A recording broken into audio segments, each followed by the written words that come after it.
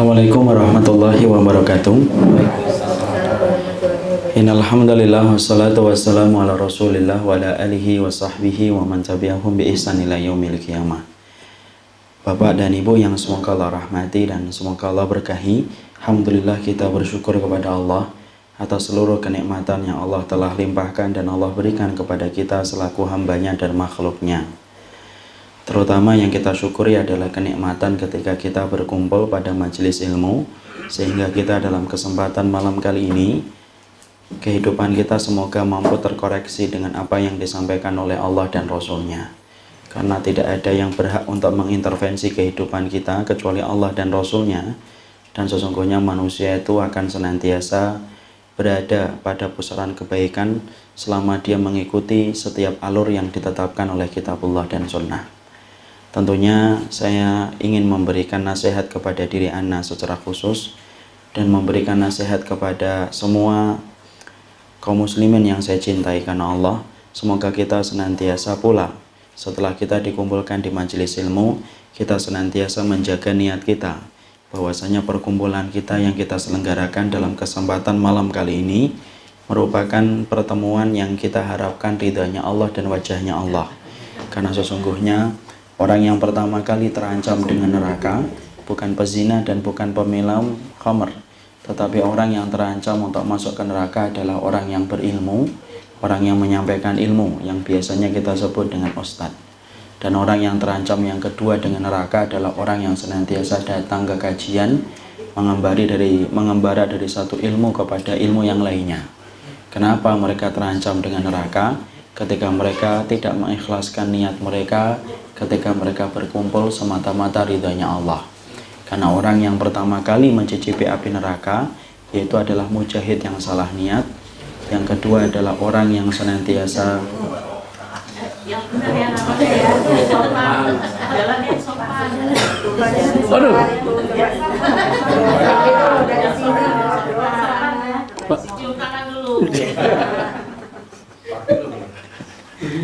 merusak khusyuknya kita aja ini. Merusak khusyuk kita.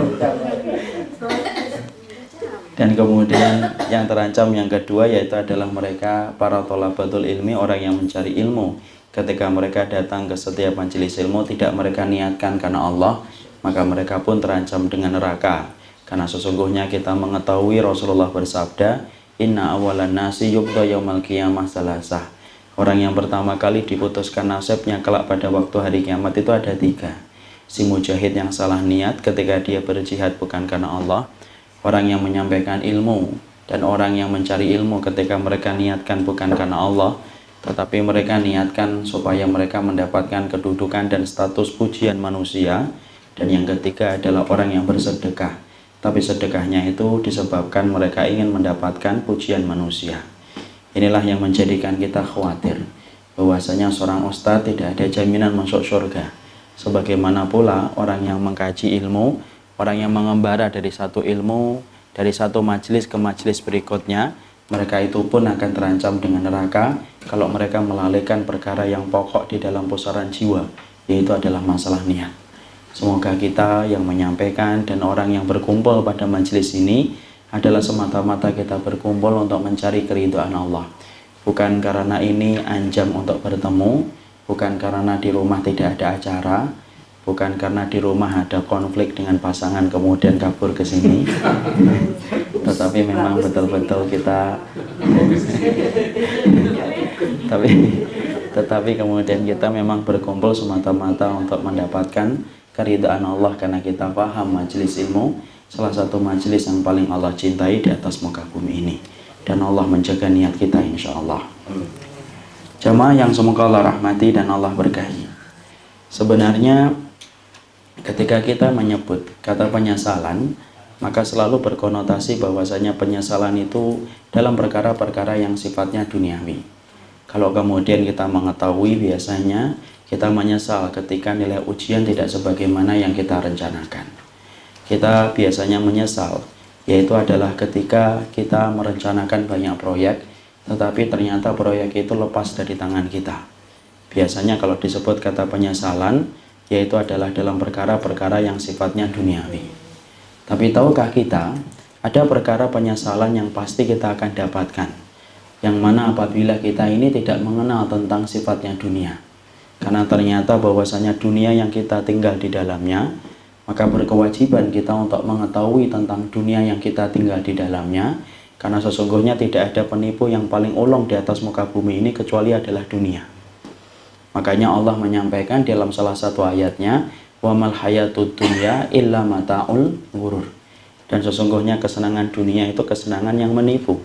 Karena sesungguhnya dunia dengan syaitan itu berkolaborasi untuk menipu manusia supaya mereka menyimpang dari jalan kebenaran dan supaya mereka terperosok di dalam neraka.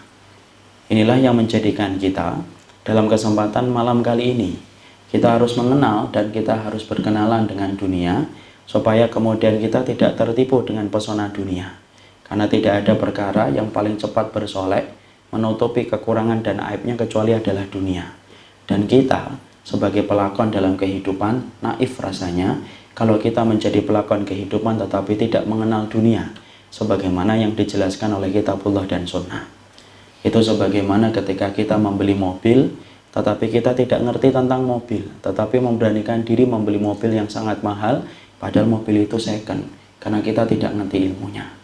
Itu sebagaimana kita memberanikan diri untuk beli batu akik yang harganya mahal padahal kita tidak ngerti tentang batu akik. Akhirnya kita beli, kita sangka batu akik padahal permen. Ketika kita letakkan di atas meja dikerubutin sama semut, karena itu adalah fox, bukan kemudian batu akik. Jadi disitulah kita akhirnya harus mengerti bagaimana tentang dunia. Karena ternyata ketika kita tinggal di dunia, maka kita harus mengerti tentang karakternya dunia. Orang yang tidak paham tentang mobil akan menyesal ketika dia membeli mobil tanpa ilmu. Orang yang membeli batu akik akan menyesal ketika dia membeli batu akik tanpa ilmu. Sama pula, orang itu akan menyesal ketika hidup di dunia, tetapi dia tidak mengenal bagaimana sifatnya dunia dan karakteristiknya dunia, sebagaimana yang dijelaskan di dalam kitabullah dan sunnah. Nah, inilah yang menjadikan kita, karena kita memahami pemain sinetron itu harus membaca skrip supaya tahu arahnya sinetron.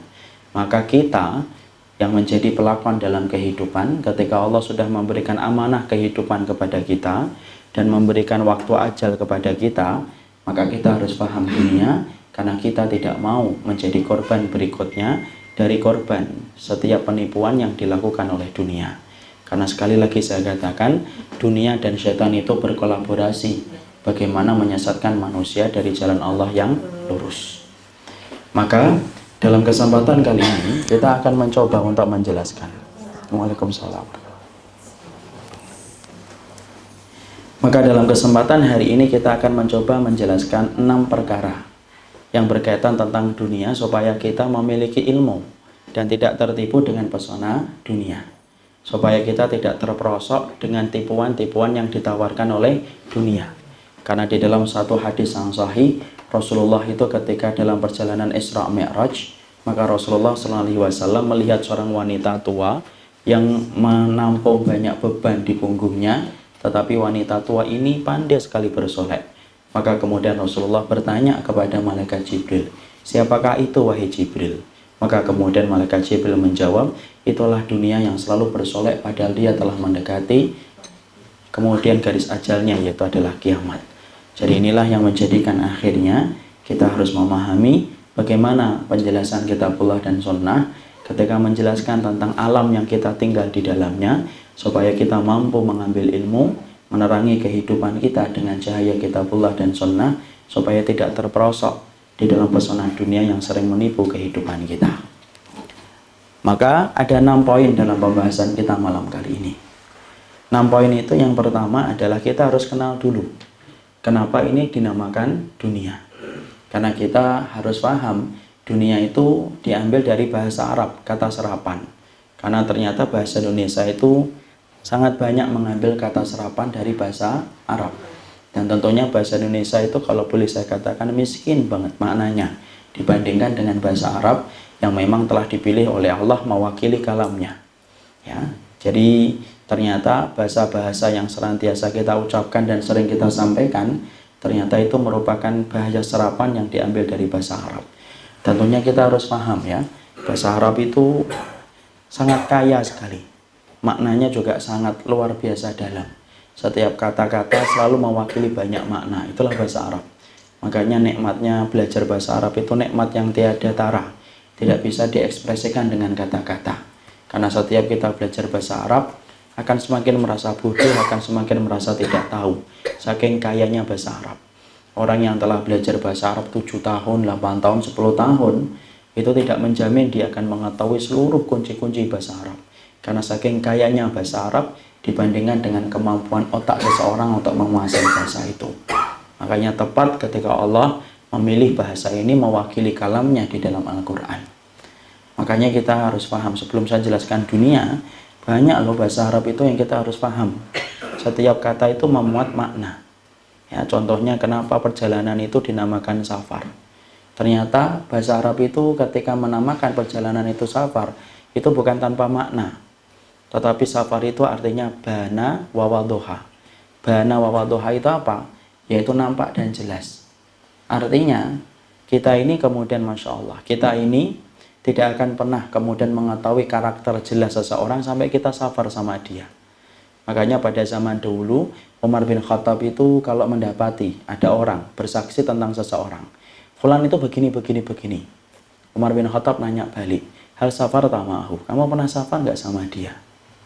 Nggak pernah. Kadzabta, kamu pembohong, kamu dusta. Orang itu tidak diambil lagi kesaksiannya. Kalau kemudian Umar bin Khattab kemudian mengatakan fulan begini. Kemudian Umar bin Khattab tanya, hal safar tamahu, safar pernah dia sama dia? Pernah. Baru kemudian ditanya secara detail untuk ditabayun. Di situ kita paham karakternya seseorang itu kelihatan jelas ketika safar. Orang itu akan kelihatan sabarnya, suka berkeluh kesah, suka kemudian mementingkan dirinya sendiri, semuanya kelihatan kapan? Ketika di dalam safar. Makanya disebut dengan safarun bana wawadoha, sesuatu yang sifatnya nampak dan jelas. Tuh, ada maknanya. Kenapa kemudian uang di dalam bahasa Arab itu kok dinamakan dinar? Nah, kita kan banyak tidak tahu dinar. Padahal ternyata ada maknanya. Kenapa uang itu di dalam bahasa Arab dinamakan dinar? Karena diambil dari dua kata, dinun wa narun. Dinun itu artinya adalah agama, narun itu artinya neraka. Artinya siapapun yang mengambil uang itu dengan cara yang benar, berarti dia terjaga agamanya. Tapi barang siapa yang dia mengambil dunia dengan cara yang salah, maka dia mendapatkan narun. Narun itu apa? Neraka. Masya Allah. Itu baru dua kata. Belum lagi yang lainnya. Oh, yang lainnya banyak sekali. Kenapa kemudian cinta kok disebut dengan mahabbah? Dari kata apa? Habbun. Habbun itu diambil dari akar kata sofin. Sofin itu apa? Bening.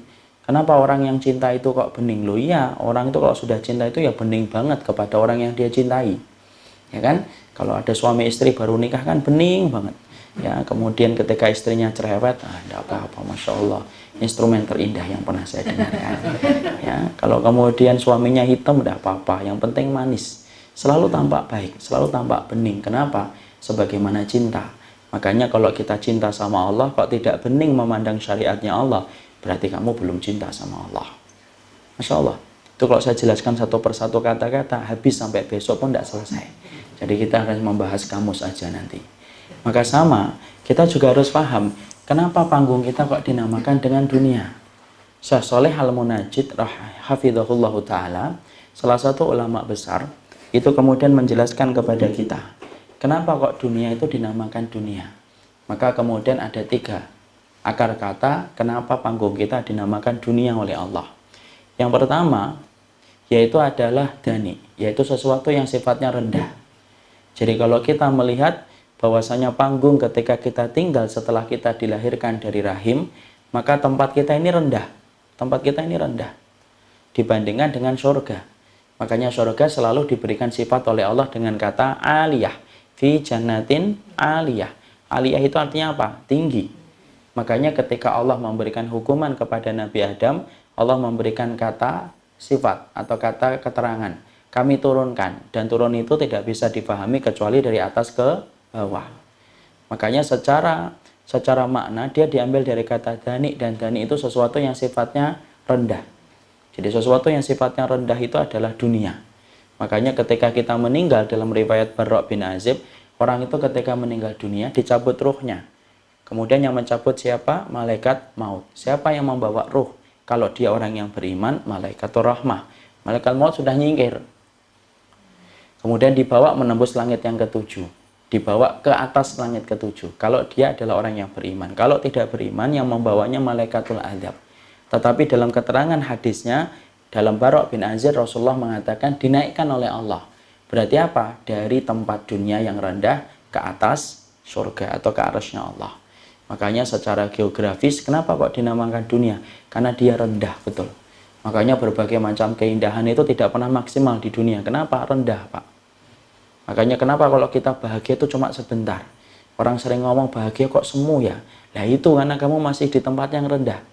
Sebagaimana kalau kita tinggal di apartemen lantai yang ke-1. Ya di depan kita yaitu tok. Coba kalau kita tinggal di lantai ke-27, semuanya kelihatan, sungai kelihatan, pohon kelihatan. Makanya jangan pernah mengharapkan kebahagiaan puncak. Kenapa? Tempatnya aja rendah. Itu dari satu akar kata. Selesai? Belum. Yang kedua, para pakar bahasa sebagaimana dinukil oleh Syekh Shalih Al-Munajjid, kenapa kok dinamakan dunia? Yang kedua, dinamakan ini dunia, yaitu adalah liqasiratiha, yaitu karena pendeknya. Yaitu kemudian pendek waktunya. Makanya kemudian kita mendapati dunia itu kan pendek kan. Kelihatannya baru kemarin kita ini tamat SD.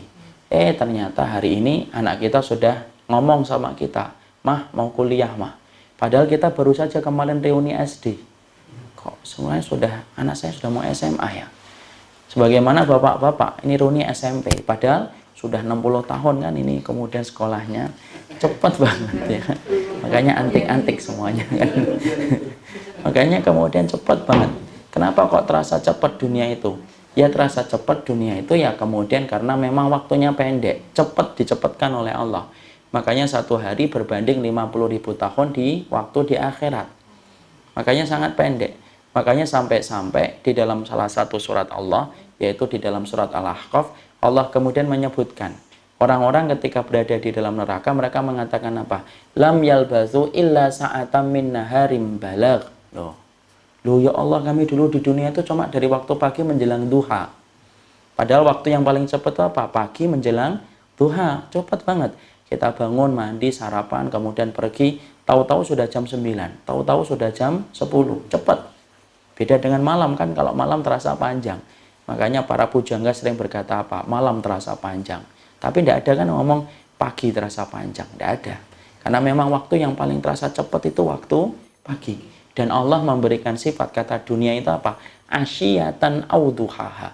Asyiyah itu waktu menjelang duha. Dari habis subuh itu namanya asyiyah. Kemudian duha. Dan itu Allah kemudian katakan apa? Yaitu saking pendeknya waktu ketika kita di dunia. Terlebih lagi ketika di akhir zaman, kita akan mendapati 1 tahun kayak 1 bulan, 1 bulan kayak 1 pekan, 1 pekan kayak 1 hari, 1 hari kayak 1 jam. Baru kemarin deh kita kemudian Ramadan. Kita sudah di Jumadil Akhir. Bentar lagi Rajab, Syaban, Ramadan. Kenapa kok demikian cepatnya Ustaz? Ya karena memang begitu. Sebagaimana namanya diberikan oleh Allah. Dinamakan panggung kamu itu panggung dunia. Karena kamu harus paham. Panggung kamu namanya dunia karena pendeknya waktu yang Allah putarkan ketika kamu berada di dunia itu. Itu yang kedua. Yang ketiga, para pakar bahasa lalu mengambil kata dana'ah. Dana'ah itu apa? Dana'ah itu sesuatu yang sifatnya rendah, tapi hina. Sesuatu yang sifatnya hina. Itu namanya dana'atun. Kenapa dunia itu dinamakan dana'atun? Karena sesungguhnya dia sifatnya hina. Makanya kemudian ketika Umar bin Khattab radhiyallahu anhu melewati tong sampah bersama dengan teman-temannya. Teman-temannya kemudian menutup hidung. Lalu kemudian Umar bin Khattab berkata, 5. Kenapa kamu tutupi hidung kamu? Hadihi dunyakum allati tahrusuna 'alaiha. Ini loh dunia yang dulu kalian cari-cari dan uber-uber itu ini. Sembari beliau menunjuk kepada tong sampah atau tumpukan sampah yang dilewati oleh beliau bersama teman-temannya. Makanya dinamakan apa? Dunia. Diambil dari kata dana'ah. Mungkin kita bertanya, kok bisa sih dunia dikategorikan dengan hina? Ya iya. Dibandingkan dengan kenikmatan surga yang nanti kita rasakan ketika kita menjadi penghuninya, sesungguhnya dunia itu hina dibandingkan dengan surga. Kalau perumpamaan gampangnya itu gini. Perumpamaan gampangnya itu adalah Sebagaimana perumpamaan gampangnya, ingat nggak kita dulu ketika kecil? Ketika kita kecil itu kalau kita waktu kecil, kita selalu menganggap permainan yang kita pengen beli itu adalah hal yang paling penting. Kalau kita SD, masih ingat, dulu kita mintanya apa? Mobil-mobilan itu loh yang kalau ditarik ke belakang, dilepas ke depan. Itu sudah menganggap top-topnya permainan saat itu. Dan ketika kita minta, kita rela bergulung-gulung di atas pasir. Supaya kemudian dibelikan sama bapak kita. Kemudian diberikan janji, tidak mau, pokoknya hari itu harus beli. Atau masih ingat nggak kemudian anak-anaknya dulu? Kalau saya dulu, itu sempat ngetren itu, kaos kemudian di belakangnya ada sayap kayak Superman. Itu ketika lagi ngetren, Masya Allah, setiap anak pingin punya kaos kayak gitu. Tapi coba kalau kita sudah kuliah, sudah dewasa, sekarang sudah jadi orang tua, ngeliatin mobil kita itu mikir, ya Allah, cuma gini doang kok dulu sampai muter-muter ya. Kalau ibu-ibu itu biasanya masak-masakan itu yang dari plastik gitu ya.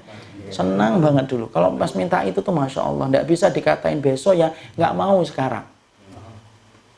Kenapa kita sekarang sudah menganggap itu sekarang nggak penting? Ya karena kita sudah punya yang lebih besar daripada itu. Ngapain mobil-mobilan? Mobil beneran aja punya kok.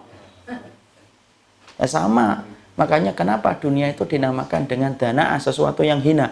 Karena nanti akan berasa hinanya itu nanti. Ketika kita sudah berada di surga, baru kelihatan, loh, dunia itu semacam ini toh. Tidak ada apa-apanya dibandingkan dengan kenikmatan surga apabila kita menjadi salah satu penghuninya. Makanya Masya Allah, diambil dari akar kata itu akhirnya kita paham. Ternyata dunia itu secara waktu dia singkat. Secara geografi dia rendah. Secara hakikat dia hina. Makanya Masya Allah kalau kita kemudian hidup di atas muka bumi ini, ya harusnya kita menganggap dunia itu ya sebagaimana ketika kita di bandara. Tidak pernah kemudian kita yang namanya di bandara pengen tinggal di bandara, tidak pengen lah. Ya, walaupun kemudian di bandara Singapura, kamar mandinya lebih baik daripada kamar saya tidak pengen tinggal di bandara Singapura. Saya pengennya ke Bekasi, kota nan indah, insya Allah. Kenapa? Karena sesungguhnya itu cuma bandara. Ada nggak orang yang di bandara kemudian terlalu asyik, kemudian karena ada wifi gratis, ada AC, kemudian ayo itu sudah dipanggil, enggak saya tinggal di sini, enggak ada. Orang yang beriman itu menganggap dunia itu ya sebagaimana dia di bandara, hanya tempat transit sebentar sebelum melanjutkan perjalanan. Kenapa? Karena hakikatnya dia itu pendek, hakikatnya dia rendah, dan hakikatnya dia itu adalah hina dibandingkan dengan surga yang menanti bagi orang yang menepati janjinya dengan Allah. Nah, disitulah yang menjadikan akhirnya kita paham dunia itu tempat kita meninggal, bukan tempat untuk tinggal. Makanya jangan kemudian terlalu betah, supaya kemudian kita mampu melanjutkan perjalanan berikutnya, perjalanan menuju kepada kampung akhirat kita. Tempat kembalinya kita yaitu adalah di akhirat bersama dengan para nabi dan para rasul bagi orang yang menepati janjinya dengan Allah. Nah, kita ini harus kembali loh. Kenapa? Karena kampung asal kita itu adalah surga. Makanya orang yang berhasil balik ke surga, dialah orang yang mengetahui jalan pulang. Tapi siapapun manusia yang tidak bisa balik ke surga, berarti pada dasarnya dia tersesat dan tidak mengetahui jalan pulangnya kembali. Kenapa? Hakikat manusia itu asalnya dari surga. Makanya sampai-sampai Imam Ibnu Qayyim itu mengatakan, kalau orang dari surga kemudian menjalani hukuman di dunia, kemudian tidak bisa balik ke surga, berarti dia itu lebih buruk daripada keledai. Kok dimisalkan dengan keledai, Ustaz? Ya iya, beliau mengatakan keledai itu, Pak, walaupun keledai itu selalu disebut dengan kategori sifat-sifat yang negatif. Keledai itu kan disebut dengan hewan yang bodoh, pandir. Tapi ternyata ada kelebihan keledai itu. Apa kelebihan keledai itu? Kelebihan keledai itu kalau kita bawa dari kandang, kita bawa motor-motor berapa kali, bahkan ratusan kali belok, keledai itu ingat. Nanti kemudian ditinggal, biarin aja, nanti dia akan ngerti jalan pulang. Itu keledai, walaupun kita membawanya tengah malam, kata Imam Ibnu Qayyim. Kok saya tidak tahu? Iyalah, nggak punya keledai kok. Ya kan, kambing aja alhamdulillah banget punya. Ini keledai, karena kemudian para ulama ngerti tentang keledai, karena mereka hidupnya sama keledai orang Arab itu. Kalau mereka tidak punya kuda, belinya apa? Keledai. Maka kemudian Imam Ibnu Qayyim dengan apik beliau menjelaskan, kok kemudian ada manusia tidak ngerti jalan pulang, itu berarti lebih parah daripada keledai. Karena keledai aja dibawa keluar kandang tengah malam, berbelok-belok sampai puluhan kali, keledai itu ngerti jalan pulang. Sama kalau bahasa kita tuh kucing. Kucing kan gitu kan? Saya masih ingat tuh di waktu saya SD, ya. Terus usah bicarain kucingnya. Ini contoh aja. Jadi saya masih ingat tuh ketika kemudian kucing gitu disuruh buang ibu. Sana nak, buang kucingnya. Saya buang kucing itu. Di tengah perjalanan ketika mau pulang ketemu teman ngobrol. Udah habis ngobrol panjang lebar saya pulang. Ibu saya buka pintu. Dari mana nak? Buang kucing. Bener, bener. Kemudian ditunjuk tuh kucingnya. Di bawah meja sudah balik. Padahal saya aja belum balik. Itu contoh saja. Bahwasanya manusia itu saya dan bapak, saya dan ibu. Maaf ya, kedudukan kita ini sama. Dulunya kita dari surga. Makanya siapapun yang dia balik kembali ke surga, dia ngerti jalan pulang. Tapi siapapun orang, kemudian dalam kehidupan ini, tok nggak ngerti jalan pulang, maaf loh, berarti kita lebih parah daripada keledai, di mana keledai aja ngerti jalan pulang. Makanya tadi di situ kita paham, dunia itu secara geografis rendah, secara waktu dia pendek, kemudian secara hakikat maka dia itu hina. Dan kita akan menganggap hinanya dunia itu kapan? Sekarang belum. Kalau sekarang belum, nanti kalau sudah di surga lu cuma segitu-segitu aja toh. Sebagaimana kita hari ini ngelihat permainan kita dulu di SD. Alah cuma gundu gitu aja dulu bertengkar, ya Allah. Karena apa? Karena kita sudah naik derajatnya. Nah, itulah yang menjadikan kita paham, itulah yang dinamakan dengan dunia.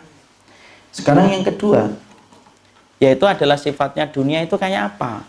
Setelah kita ngerti bahwasanya dunia itu diambil dari akar kata yang semacam itu, yang kedua yang kita harus paham, dunia itu sifat yang ditawarkan kepada kita itu apa? Maka kemudian sifat dari dunia itu adalah sifatnya kita menjalani hukuman. Makanya kemudian di kehidupan dunia itu banyak sekali ujian. Karena apa? Karena gitulah sifatnya dunia. Makanya kalau ada orang yang bahagia tidak pernah maksimal dalam kehidupan dunia. Kenapa? Karena ini tempat hukuman ketika Nabi Adam diturunkan ketika makan buah yang diharamkan oleh Allah. Makanya kalau ada orang sering bertanya, Ustadz kenapa ya saya sering nangis padahal saya sudah sering ngaji? Jawabannya simpel, karena kamu masih di dunia. Kenapa ya saya sering sedih ya padahal saya sudah mendekat kepada Allah. Saya sudah tinggalkan itu yang tidak boleh sudah saya kurangin itu. Tapi kenapa kok masih bersedih, masih kecewa? Semua jawaban dari pertanyaan kenapa kamu kecewa, kenapa kamu meneteskan air mata, kenapa kamu kemudian berkalang dalam kesedihan, jawabannya cuma satu, karena ana dan antum masih di dunia. Makanya kita harus paham, dunia itu sebagaimana angin, dan angin itu tidak bertiup sesuai dengan kehendak kita. Tetapi angin dalam kehidupan alam semesta ini yang menetapkan Allah. Tapi kita maaf loh, kita ini cuma budak. Dan budak itu bukan mengikuti apa yang dia mau. Budak itu ngikutin apa yang dimau oleh majikannya. Dan Rob yang menguasai kita itu siapa? Allah. Makanya kenapa dunia itu penuh dengan kesedihan? Karena dunia itu ada 4 perkara yang nggak disukai oleh diri kita. Di dunia itu ada rasa sakit. Itu yang pertama. Di dunia itu ada kesulitan. Itu yang kedua. Di dunia itu ada kesulitan. Ada perpisahan. Itu di dunia. Dan yang keempat, di dunia itu kemudian ada perpisahan. Ada perpisahan, ada rasa sakit, ada kesulitan. Maka itulah yang kemudian menjadikan kita akhirnya paham. Itulah dunia. Supaya ketika kita memahami bahwasanya dunia itu harus diseberangi dengan kesabaran, supaya kita tidak kaget gitu loh. Kalau tiba-tiba salah satu episode kehidupan kita kok nggak sesuai dengan harapan kita, itu maklumi. Karena apa? Karena memang dunia itu Allah menitipkan rasa sabar. Makanya sampai Nu'man bin Bashir itu berkata, Innahu lam yabqa minad dunya illa bala'un wa fitanun fa'aidulahu bisabr. Makanya sampai Nu'man bin Bashir itu ngomong, nanti yang tersisa kalau kamu hidup itu cuma 2. Bala itu ujian, fitan itu fitnah-fitnah yang tidak pernah berhenti. Fa'aidulahu bisabr, maka persiapkanlah dirimu untuk senantiasa bersabar.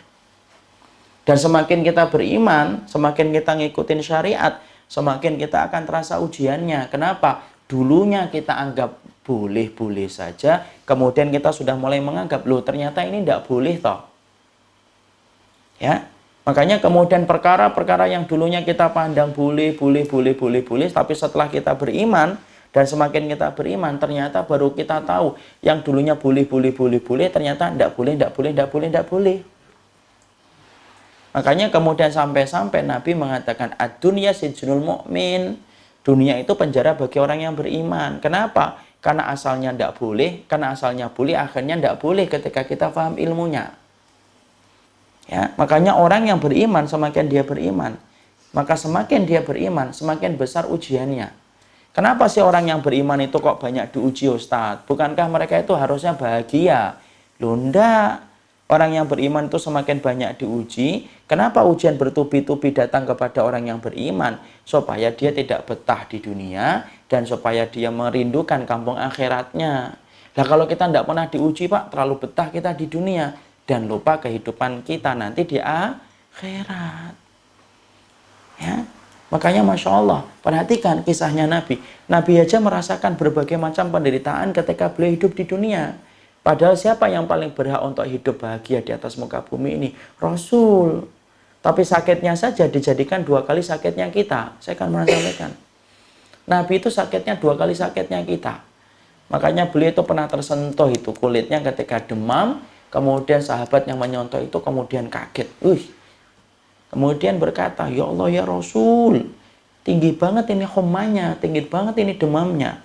Kemudian Nabi menjawab, wa inni la'u'aku kama yu'aku bihi rajulaini minkum. Loh, saya ini kalau sakit 2 kali sakitnya kalian. Jadi kalau kita sakit 37 derajat panas, kalikan 2, itulah sakit yang dirasakan oleh Nabi. Bahkan sakaratul maut yang dirasakan oleh Nabi, sakaratul mautnya Nabi 2 kali sakaratul mautnya kita. Makanya sampai Nabi ketika sakaratul maut itu minta apa? Minta itu tembikar itu yang kemudian kemudian tempat air. Kemudian Nabi itu meminta air itu dimasukkan tangannya ke tempat air itu, kemudian diusapkan wajahnya. Dimasukkan lagi ke tempat air itu, diusapkan lagi wajahnya. Sambari Nabi berkata apa? Allahumma inna lil mauti la sakaratun. Ya Allah, ternyata setiap kematian itu punya pintu yang bernama sakarat. Kenapa kok kayak gitu? Karena masih di dunia. Makanya kita lihat kayak Ibunda Maryam. Bapak tahu dan Ibu ngerti, Ibunda Maryam salah satu wanita yang dicintai oleh Allah. Rahimnya saja dipilih oleh Allah. Ketika Allah menitipkan Isa di dalam rahimnya Bunda Maryam. Wanita ini, Pak, saking dicintai oleh Allah, Imam Ibnu Katsir itu berkata, Ibunda Maryam itu siklus bulanan seumur hidupnya hanya 3 kali tok. Tapi apakah kemudian Ibunda Maryam hidupnya gampang? Enggak, susah. Beliau kemudian dituduh sebagai wanita pezina. Di mana beliau tidak mampu menjelaskan bahwasanya perutnya ketika hamil ini adalah titipan Allah. Mana bisa menjelaskan? Orang sekarang aja mungkin juga susah kok memahaminya. Apalagi zaman itu sebelum Masehi. Makanya sampai kalau kita ngelihat detik-detik ketika Ibunda Maryam itu kemudian terusir dari rumahnya, itu kisahnya menyedihkan. Terusir dalam keadaan Ibunda Maryam itu nangis, saking tidak kuatnya, beliau jalan kemudian beliau bersandar ke pohon kurma. Sampai Ibunda Maryam aja mengatakan apa? Allah menyampaikan, fa'aja ahl makhatu ila jitin nakhlati qalat ya laitani mitu qabla hadza wa kuntu nasan mansiya. Dalam surat Maryam 23 sampai Bunda Maryam, dia bersandar ke pohon kurma, dia kemudian ngomong, ya Allah, buat saya ini dimatikan saja, supaya saya itu dilupakan orang dan tidak dihiraukan orang. Itu siapa? Ibunda Maryam. Padahal beliau ini wanita penduduk surga, bersama dengan Asyah, bersama dengan Khadijah, dan bersama dengan Fatimah, dan bersama dengan Ibunda Aisyah. Nah di situ saya ambilkan 2 penggalan itu untuk nggambarin kepada kita. Itulah kehidupan dunia. Makanya kalau kita pengen mengharapkan puncak bahagianya di dunia itu tidak mungkin. Pasti Allah memberikan ujian. Makanya di dalam sunnah itu tidak ada istilah rumput tetangga lebih hijau. Itu tidak ada dalam sunnah. Kok tidak ada, Ustaz? Loh, pasti ada kesulitannya. Cuma beda-beda casingnya itu saja. Ada yang diuji dengan istri, ada yang diuji dengan anak, ada yang anaknya dan istrinya biasa-biasa aja diuji dengan pekerjaannya, ada yang diuji pekerjaannya biasa-biasa aja, dia diuji dengan orang tuanya. Terus semacam itu. Kenapa? Maka pada dasarnya itulah bagian dari fitrahnya kehidupan. Fitrah kehidupan ada kesulitan, ada kesedihan, kemudian ada perpisahan, ada rasa sakit. Mau kamu beriman atau tidak beriman, pasti pernah mencicipi 4 perkara itu. Mau kafir atau tidak kafir, pasti merasakan itu. Orang kafir merasakan perpisahan? Yo iya. Orang kafir merasakan sakit? Iya. Apakah mentang-mentang kafir tidak kemudian sakit? Enggak. Apakah kafir tidak merasakan kesedihan? Kata siapa? Banyak orang kafir yang stres. Apakah orang kafir tidak merasakan kesulitan? Banyak. Sebagaimana kita pun sama. Kenapa? Itulah fitrahnya hidup. Ya, kalau kita orang yang beriman ngerti itu, akhirnya paham, oh, ya berarti jangan terlalu nyaman. Makanya kalau kemudian kita mintalah kepada Allah tempat tinggal nanti di surga. Supaya kemudian apa? Merasakan bahwasanya ini hanyalah bagian dari ujian dan kita akan merasakan nikmatnya kapan? Ketika kita nanti meninggal dunia. Ketika beriman sama Allah. Jadi orang yang beriman, kenapa kok diuji terus Ustaz? Supaya nikmat ketika meninggal dunia itu. Dia istirahat dari perjalanan berat yang dia tempuh ketika hidup. Contoh gampangnya deh. Bapak kalau naik kereta dari Bekasi ke Jakarta. Pagi-pagi KRL. Masya Allah itu. Kayak pendeng pepes itu. Kita berdiri banget lama. Itu ketika lama berdiri itu membayangkan duduk itu nikmat atau enggak nikmat? Nikmat banget. Nikmat banget itu orang yang duduk itu. Sambil ngeliatin orang yang duduk dengerin earphone gitu. Masya Allah enak banget. Kita pegangan aja susahnya luar biasa. Yang ketawa-ketawa pernah merasakan masa-masa pahit itu. Ya. Tapi kemudian setelah kita ngelihat ada orang yang mau berdiri itu senengnya Masya Allah. Kita deket-deket gitu. Supaya kemudian kita nanti bisa gantiin tempat duduknya. Kan gitu. Saya aja pernah tertipu kok dalam tanda kutip. Ada orang dengerin earphone gitu, tiba-tiba bangun gitu, earphone-nya dimasukkan ke tas. Saya kira ini bentar lagi bangkit ini. Ternyata habis masukkan ke tas tidur lagi. Ketika kita lama berdiri, apa yang terjadi? Ketika duduk itu nikmat atau tidak nikmat? Nikmat. Ya Allah. Masya Allah. Padahal tinggal 1 stasiun lagi Kranji dengan ke Bekasi. Tapi sudah terasa nikmat. Kenapa? Kamu lelah berdiri. Kamu lelah berdiri. Makanya kenapa orang yang beriman itu ujiannya banyak. Supaya ketika meninggal itu baru terasa nikmatnya. Masya Allah. Makanya orang yang beriman ketika mereka meninggal dunia, baru dinaikkan di atas keranda aja, teriak-teriak, Pak. Cuma kita nggak dengar. Sebagaimana riwayat Muslim. Apa yang diteriakkan orang yang beriman ketika baru saja dia meninggal dunia. Baru dikafani, baru disolati, baru di atas dinaikkan ke keranda. Dinaikkan ke atas pundak. Maka kemudian Nabi mengatakan, idza wudi'atil janazatu ala anakir rijal. Nah, lihat. Rasulullah mengatakan itu jenazah itu kalau baru dinaikkan ke kerandanya, baru diangkat di atas pundak-pundaknya orang ketika mau dibawa ke liang lahat, dia akan berkata, qaddimuni, qaddimuni. Buat cepet jalannya, jangan terlalu lalet. Makanya orang yang kemudian ngangkat jenazah itu disarankan apa? Tidak terlalu lambat, tapi jangan lari juga. Tapi jangan kemudian berhenti, kelamaan dia. Tapi kemudian agak cepat, tapi nggak boleh lari, tapi nggak boleh lambat. Kenapa? Kalau dia orang yang beriman, dia akan mengatakan, qaddimuni, cepet dong. Saya pengen ketemu liang lahat. Padahal itu kuburan. Itu kuburan, Pak. Padahal kita berlima ketika masih hidup aja datang ke kuburan malam-malam aja. Mikir-mikir kita. Ini dia sendirian ketika mati. Tapi kenapa kok bisa mengatakan qaddimuni? Orang yang paling takut sama Allah ketika dia hidup menjadi orang yang paling tenang ketika mati. Dan orang yang paling banyak nangis ketika merasakan iman ketika dia hidup akan menjadi orang yang paling banyak senyum ketika dia meninggal dunia. Itu janji dari Allah. Itulah dunia. Jadi kita harus paham. Nanti kalau tiba-tiba istri kita ngomong, kenapa ya kita gini? Ngomong, karena kamu masih di dunia. Kapan air mata saya akan hilang, Ustaz? Nanti ketika kamu sudah di surga. Kapan kesedihan saya akan musnah, sirna, dan tidak bersisa? Nanti. Orang mukmin itu orang yang kemudian menikmati proses, bukan generasi instan orang mukmin itu. Nanti, tidak sekarang. Makanya kalau hidup sekarang kita sudah mulai merubah, kompas kehidupan kita mulai kita arahkan kepada akhirat. Tidak gampang loh.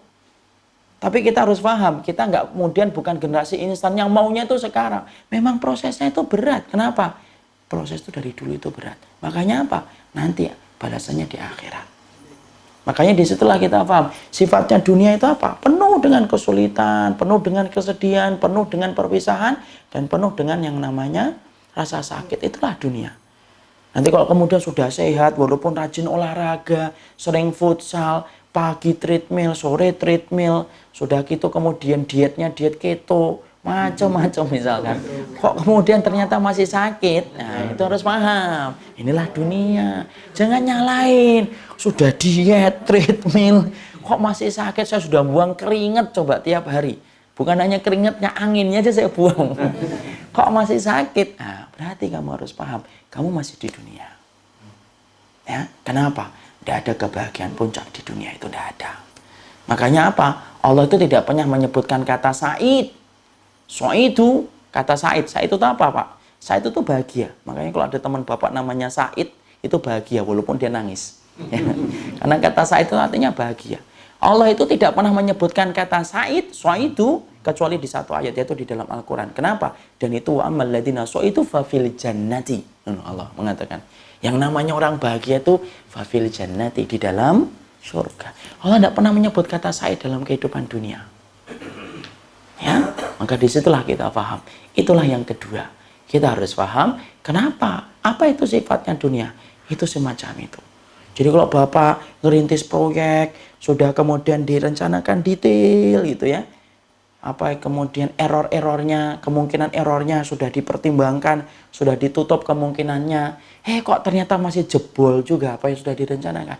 Di situ kita paham, itulah dunia. Ya. Kemudian kita sudah begini, sudah begitu, kok masih begini? Itulah dunia. Anginnya tidak bertiup sesuai dengan kehendak hati kita. Itu yang kedua. Yang ketiga kita harus paham, bedakan antara dunia dengan rezeki. Nah, itu beda. Kita ini sering kemudian kecampur-campur deh. Dunia kita katakan rezeki, rezeki itu kita katakan dunia. Salah. Allah itu tidak pernah menyamakan dunia dengan rezeki. Makanya bapak-bapak kalau perhatikan dan ibu-ibu perhatikan kalau baca Quran, Allah itu tidaklah menyebut dunia kecuali Allah celah dunia. Tapi Allah tidak pernah mencela rezeki. Allah tidak pernah mencela rezeki. Orang itu dimasukkan ke dalam neraka itu ya gara-gara dunia. Gara-gara dunia itu. Tapi Allah masukkan surga itu gara-gara rezeki. Ya, makanya ketika kita membaca dalam surat Al-Ahqaf itu, Allah menyampaikan di dalam surat Al-Ahqaf, wa yawma yu'radul ladzina kafaru 'alan nari adhabtum thayyibatikum fi hayatikumud dunya wastamta'tum biha. Loh, mana itu dunia yang dulu kalian bangga-banggakan itu mana? Tapi ketika Allah menyebut rezeki, Allah tidak pernah menghina rezeki. Kita bedakan dulu sebelum kita membedakan. Ayo kita baca dalam surat At-Tolak ayat yang ke-11. Dibuka At-Tolak ayat yang ke-11. Surat ke-64 ya. 63. Dibuka. Surat At-Tolak.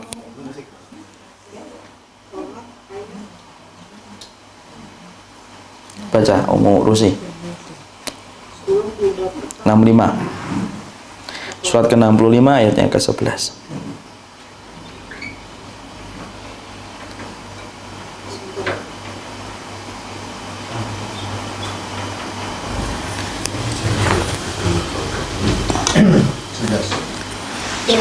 Dan mengutus seorang Rasul yang membacakan kepadamu ayat-ayat Allah yang menerangkan bermacam-macam hukum supaya dia mengeluarkan orang-orang yang beriman dan mengerjakan amal-amal yang soleh dari kegelapan kepada cahaya.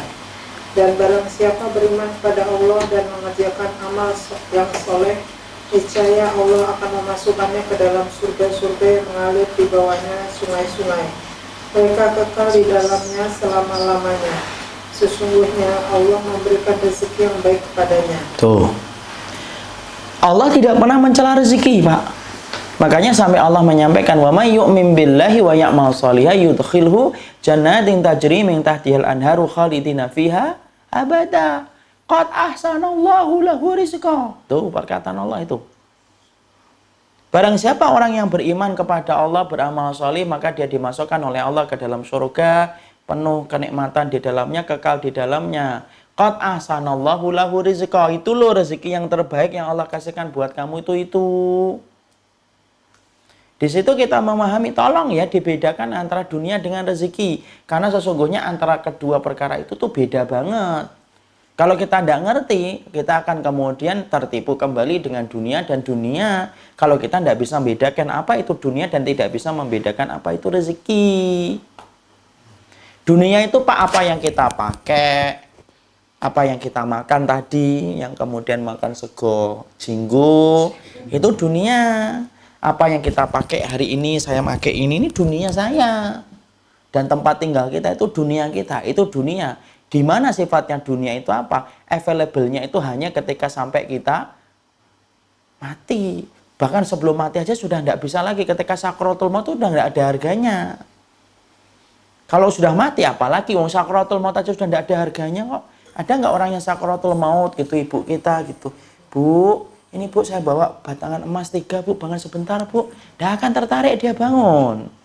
Kenapa? Karena sudah dalam keadaan sakaratul maut. Itu dunia. Hanya sifatnya kita nikmatin sementara waktu available-nya.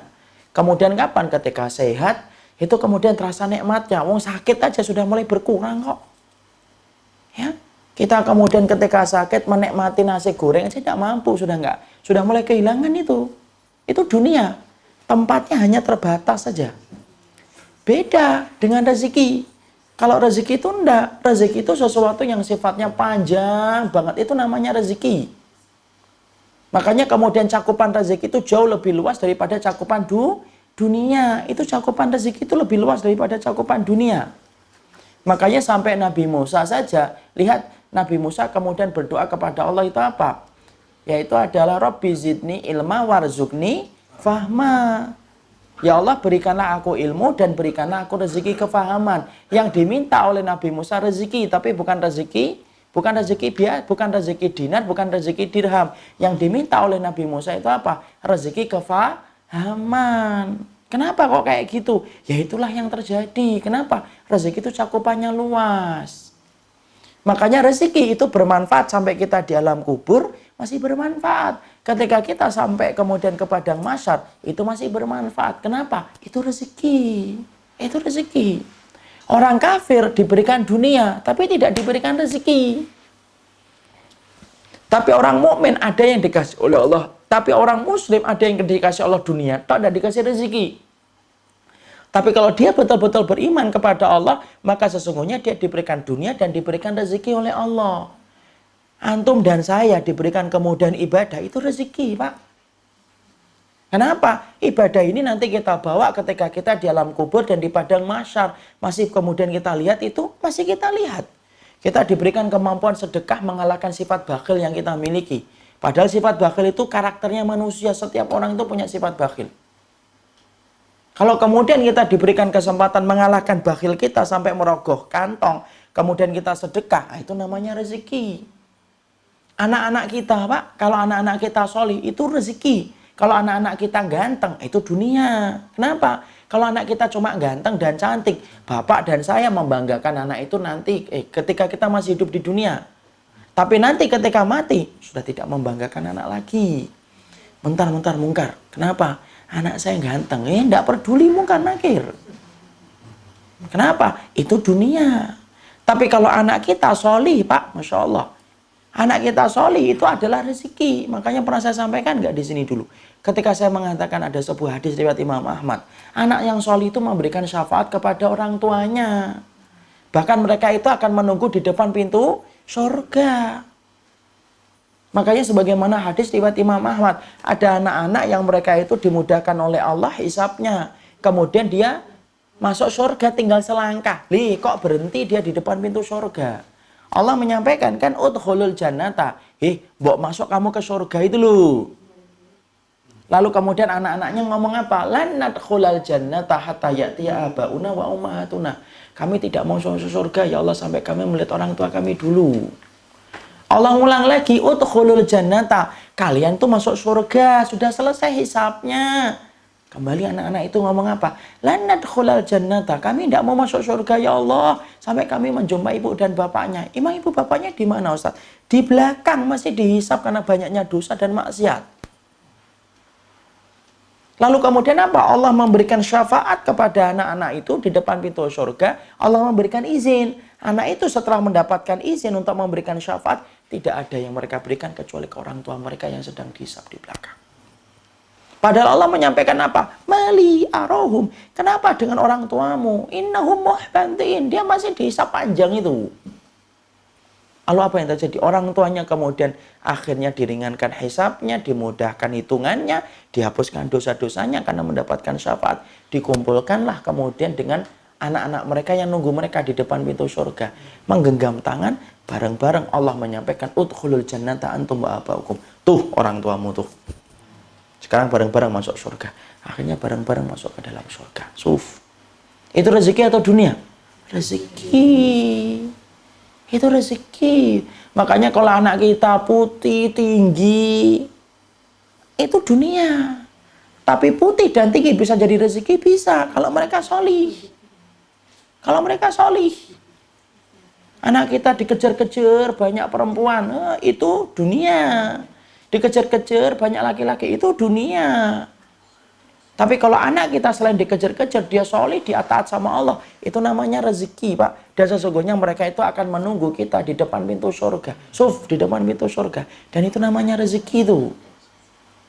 Makanya Masya Allah, kita ketika beriman sama Allah itu, dalam kehidupan itu, mungkin kadang-kadang kita luput dari dunia. Tapi kita pasti mendapatkan rezeki ketika kita ngikutin aturan Allah. Siapapun yang berjalan on the track, dia berjalan di atas tracknya Allah, dia itu pasti dapat rezeki.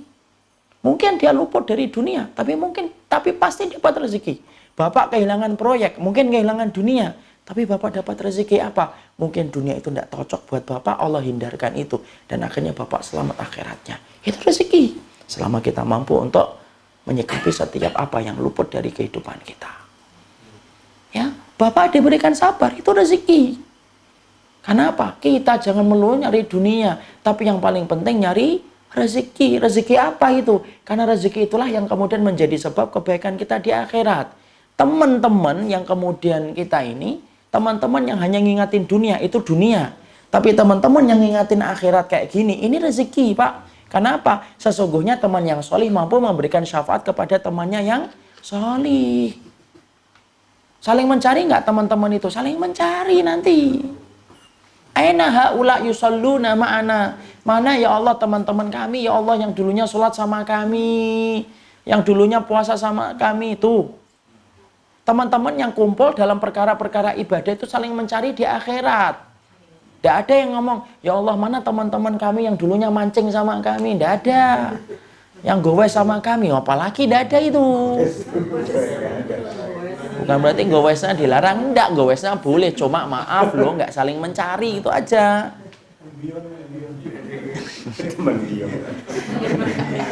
Tidak usah nyebut merek.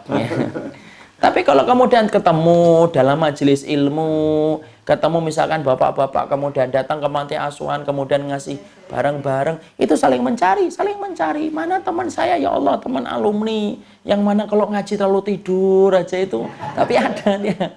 Saling mencari atau tidak? Saling mencari. Dan itu namanya apa? Itu rezeki. Itu rezeki.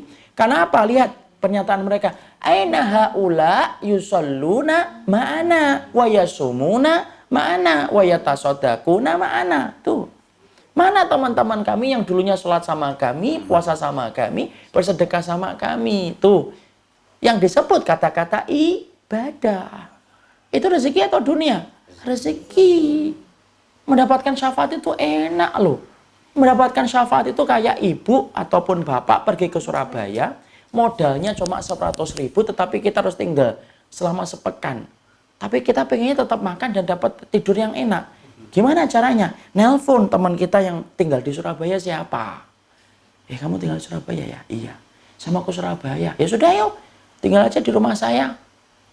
Enak. Hanya di Surabaya apa? Seminggu dapat rumah, dapat tempat tidur yang nyaman, dapat makan yang enak. Mau rawon, mau kemudian pecel, ada. Kenapa? Karena tinggal sama teman kita. Itu perumpamaan syafaat itu kayak gitu. Berapa banyak orang yang masuk surga itu bukan karena amal solehnya tok. Tapi berapa banyak orang yang masuk surga itu salah satunya karena dia mendapatkan syafaat. Dan salah satu syafaat itu apa? Syafaat yang diberikan sama teman-teman yang solih itu.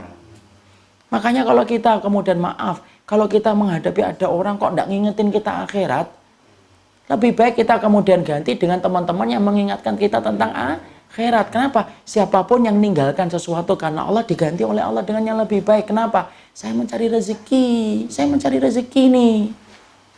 Dan itu merupakan bentuk rezeki.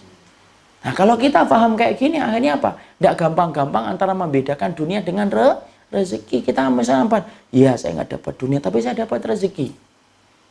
Ini kisah nyata nih. Ini sering banget saya sampaikan. Mungkin saya sudah sampaikan di sini, tapi saya ulang supaya kita paham. Ada teman saya, bukan teman. Dulunya ada ikhwan yang dampingin saya nyetir. Jualan buku. Jualan buku. Dan Bapak dan Ibu harus paham kalau beli buku sama orang-orang yang penjual buku itu tidak usah ditawar-tawar lah, kasihan. Mereka itu hidupnya tawakalnya gede ketika jualan buku. Ya beli buku ini berapa bang? 100. 3 juta boleh enggak? Gitu.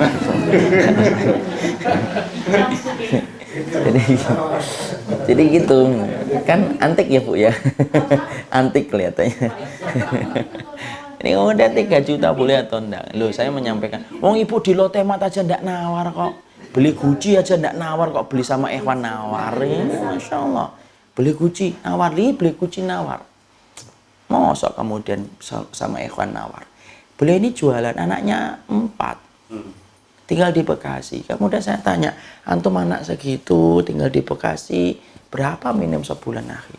Ya pernah ngitung Ustaz, tapi kira-kira 2,5 juta. Nah, antum jualan buku, jualan poster itu berapa sebulannya? Saya tidak pernah ngitung Ustaz, tapi alhamdulillah cukup aja. Dan alhamdulillah saya tidak punya utang. Masya Allah. Kemudian saya ngomong sabar ya, Kia, sabar. Sembari saya naik mobil ini, dia nyetir, sabar ya. Oh enggak Ustaz, saya belum saatnya sabar, saya syukur. Nah saya nanya, sabar ya? Enggak Ustaz, saya syukur. Sabar Kia, antum sabar. Lakon hidup itu 2, sabar atau syukur. Iya, tapi saya itu syukur Ustaz. Nah kan saya nanya, mau jualan buku pas-pasan, poster, anaknya 4, kemudian masih ngontrak, kok dia bisa mengatakan syukur itu, syukurnya itu yang apa? Nah terus dia bilang, iya Ustaz, antum tahu nggak namanya jualan buku itu? Pagi-pagi saya nata buku, saya taruh di motor bagian belakang, saya kencengin, saya ngitarin jalan. Saya ngitarin jalan. Ketika ngitarin jalan itu, hati saya tuh sibuk untuk menata hati. Hari ini dapat berapapun saya tuh pengen menata qanaah saya. Setiap pagi Ustaz. Kenapa? Kalau nggak saya nata qanaah setiap pagi, stres saya. Kenapa? Orang yang jualan buku tuh nggak pernah tahu hari itu dapat berapa. Bisa kadang-kadang 100, bisa datang 200, kadang-kadang bisa 300, kadang-kadang muter-muter nggak dapat. Kenapa? Panitia kajian nulis tidak boleh jualan. Karena itu ya, walaupun saya yakin ya panitia punya pertimbangan-pertimbangan khusus, tapi jangan gitulah.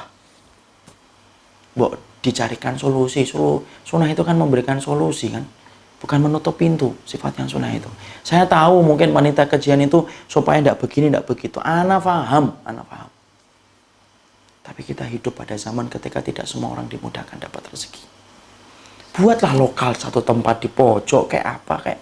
Tidak usah nutup lah usaha orang. Kalau saya tidak mau dilarang.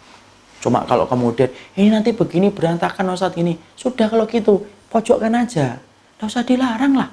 Allah aja tidak melarang kok. Yang dilarang itu kapan? Ketika sholat Jumat itu baru dilarang. Ketika sholat Jumat, ada nggak perintah lain selain kemudian jualan selain malam ketika sholat Jumat? Tidak ada. Kenapa kita melarang sesuatu yang dimubahkan oleh Allah Subhanahu Wa Taala? Ya, kemudian ketika dia cerita, kemudian saya itu syukur. Kenapa? Setiap hari saya nata qanaah. Saking saya sibuknya dengan qanaah, saya tidak mikir itu kemudian hujan, saya tidak mikir kemudian macet. Kenapa? Hati saya sudah terlalu sibuk untuk menata qanaah. Berapapun ya Allah yang Engkau berikan sama saya syukuri. Saya tidak mikir jalan, mau kemudian rusak kayak, mau hujan deres kayak, mau kemudian apapun, biasa saya. Dibandingkan dengan kesibukan hati saya untuk menata qanaah saya. Nah saya bersyukur daripada orang-orang yang di kantor Ustaz. Ini ngomong dia loh ya, saya ceritakan. Bukan saya yang nyindir, enggak. Ini cerita dari dia.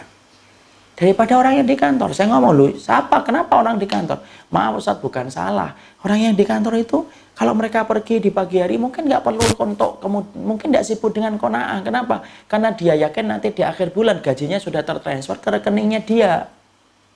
Paling-paling kalau kemudian di mobil yang dia pikir itu apa? Aduh macet.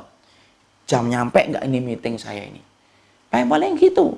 Dia kemudian susah untuk qanaah. Kenapa? Karena semuanya sudah dia peroleh. Mau gimana? Qanaah itu susah kok bagi orang yang sudah mendapatkan semuanya kok.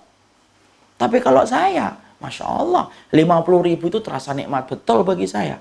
Ada orang kemudian ngasih buku, uangnya buku berapa? 35. Kemudian udah kembaliannya buat emas aja 15. Itu sudah luar biasa senangnya saya. Cuma 15.000. Padahal kita ini kalau sudah banyak harta 15.000, nah, buat apa ini? Paling-paling buat parkir. Padahal banyak orang yang 15.000 aja sudah bersyukurnya luar biasa. Kenapa? Qanaahnya tingkat tinggi. Ya.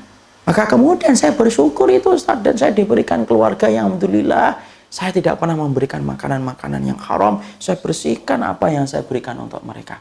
Bukankah saya pantas untuk kemudian bersyukur? Tuh. Rezeki atau dunia itu? Rezeki.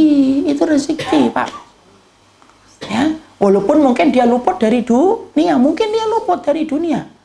Mungkin dia luput dari dunia, iya mungkin luput gak bisa dapat 1, 2, 3, 4 dengan digit-digit yang banyak. Betul, sepakat, dia mungkin gak mendapatkan dunia. Tapi sepakat loh, kita itu sepakat, dia tuh dapatin rezeki.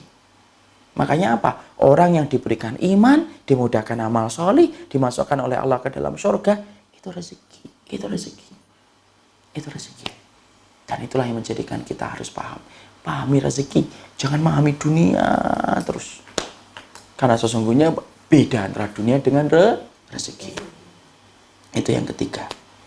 Yang keempat, yang kita harus pahami tentang dunia dan rezeki. Ya. Yang keempat, yang dunia dan rezeki itu harus paham apa? Yang keempat, bahwasanya dunia dan rezeki, dunia itu sudah ditentukan oleh Allah dan rezeki sudah ditentukan oleh Allah. Wa ma min dabbatin fil ardi illa 'alallahi rizquha. Tidaklah binatang melata di atas muka bumi kecuali telah ditetapkan rezekinya oleh Allah. Kenapa kita harus paham ini? Supaya menata hati bahwasanya kita tidak perlu nyenggol yang haram dan tidak perlu nyenggol yang syubhat. Kalau kita sudah dijamin oleh Allah. Allah itu menjamin saya, menjamin bapak, menjamin ibu. Dunia kita sudah dijamin oleh Allah. Yang belum dijamin oleh Allah itu apa? Satu, Allah itu belum menjamin akhirat kita. Itu tok. Kalau sudah dijamin oleh Allah, ngapain kita kemudian merasa risau terhadap apa yang sudah dijamin oleh Allah? Anak polisi aja kalau kemudian di jalan, ketika kemudian dia sampai ngelanggar marka jalan, temannya mungkin ribut. Ini ngelanggar nih. Maka kemudian ngomongnya apa? Lah enggak apa-apa, bapak saya polisi. Kenapa kok dia tenang? Karena dia merasa bapaknya itu nanti akan membantu urusan dia kalau ketangkep. Itu anaknya polisi loh. Anaknya preman, sama. Kalau bapaknya itu preman, dia tenang. Karena apa? Dia tahu bapaknya nanti akan bela dia. Sama. Allah itu Rozak. Ya kalau kita tahu bahwasanya Allah itu yang ngatur dunia, ya kita tidak perlu khawatir toh. Oh sudah diatur oleh Allah. Cuma kita sabar atas prosesnya atau enggak. Orang itu biasanya kan tidak sabar.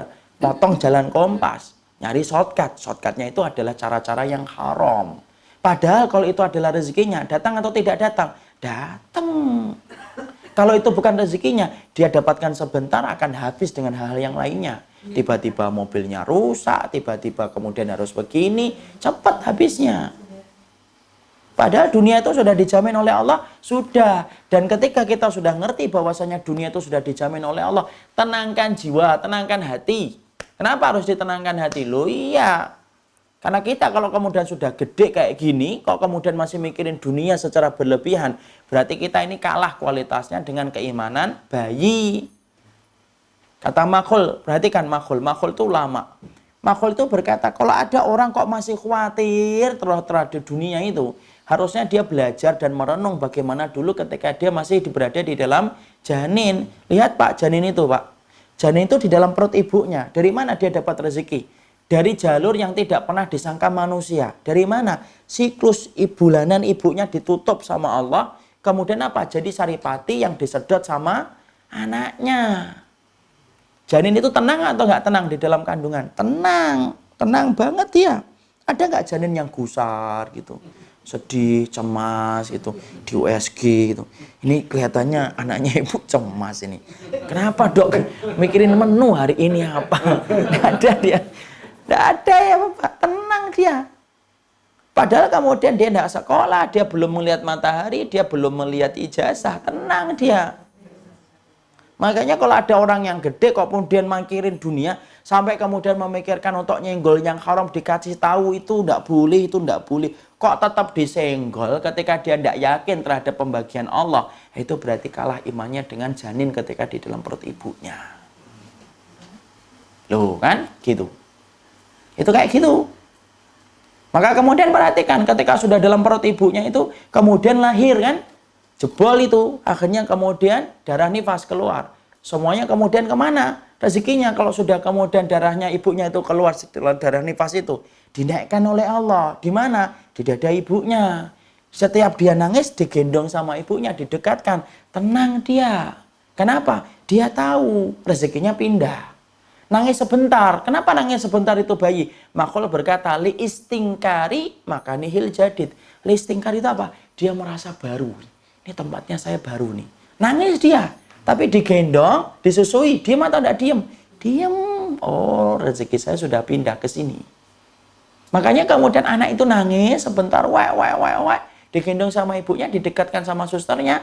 Didekatkan ke dada ibunya. Diam dia. Oh, rezeki saya sudah pindah ke dada ibu saya. Kata makhluk itu, tenang, tenang. Ada nggak kemudian bayi yang iri ke bayi yang lainnya gitu ngelihat? Tidak ada. Dia tenang dengan apa yang dia sudah dapatkan. Kemudian baru jalan setahun, 2 tahun, 3 tahun. Tenang atau tidak tenang? Tenang. Dia jalan itu tenang aja. Yakin nggak bayi anak-anak kita itu? Tenang Pak. Nggak mikirin dia kemudian bapak. Enggak lah, dia nggak mikir. Anak-anak tuh jalan, lari, bapaknya lagi pusing, mikir itu. Dia tetap tenang itu. Makanya anak itu apa? Tetap minta sama bapaknya, minta martabak dong gitu. Padahal bapaknya lagi punya utang 300 juta. Tega nggak bapaknya ngomong, jangan gitu nak. Bapak ini utang 300 juta, kamu minta martabak. Nggak tega bapaknya. Dan tidak ada bayi yang kemudian akhirnya mikir gitu ya. Di pojok ruangan, kenapa nak mikirin utang bapak? Nggak ada dia, nggak peduli dia mau utang bapak berapapun, dia pokoknya dia tenang aja dengan hidupnya. Dan itu kata makhluk apa? Menggambarkan kayak gitu loh dunia itu.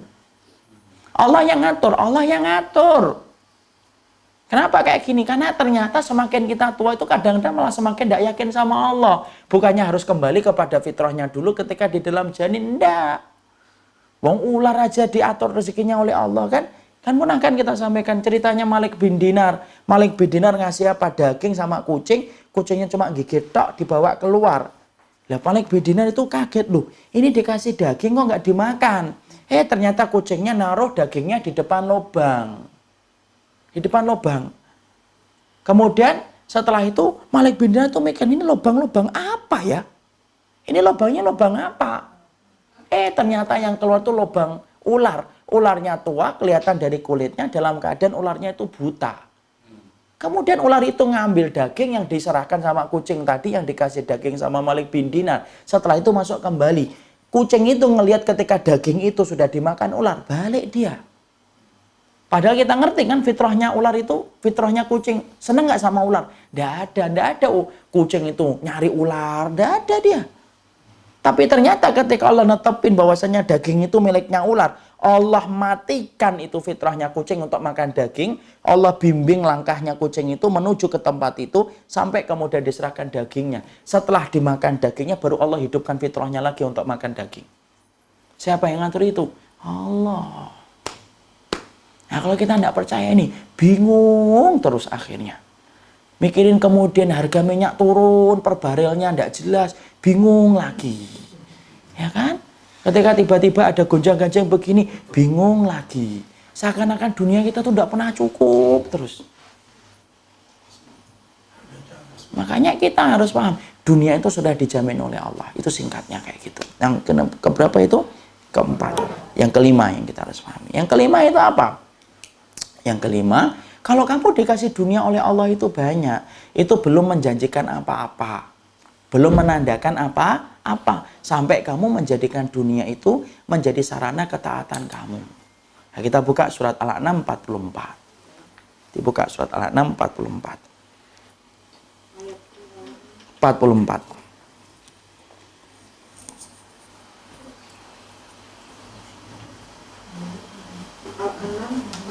44. 27. Sudah? Surat yang ke-6.